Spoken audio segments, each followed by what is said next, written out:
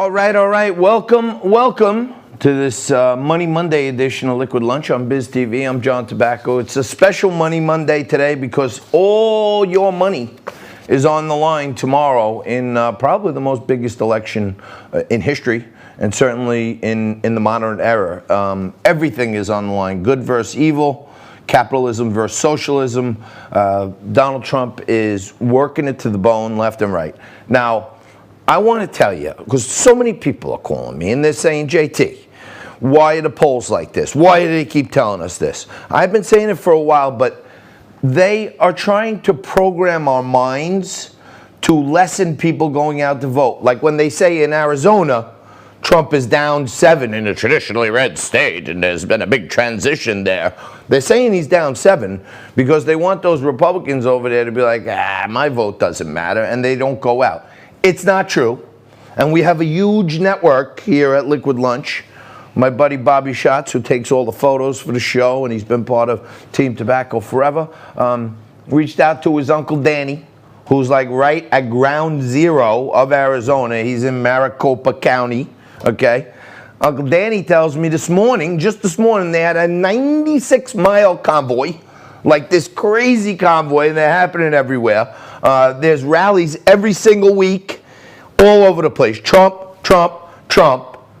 Not one Biden rally has been seen. Okay, suburban housewives, he's like, I don't know what they're talking about. All the women in the suburbia around Maricopa County are like all Trump. He sees, I said, well, what about Mexicans? He says a lot of immigration, the electorate is changing. He said, construction is off the charts. We don't even have enough inventory here. We're building as much as we possibly can. And the Mexicans and Latin American folks that come in, they see us doing good means they're going to do good. And they're going to get their friends more jobs. And they realize that Trump's the reason we're doing good. So in his view, Maricopa, he said to me, JT, it's 8-2 Trump Biden. Okay, he said maybe 9-1, but 8-2 Trump Biden. Okay, signs, people. He said, there's people out there, there's Jewish guys that are saying they're for Biden. I don't understand it.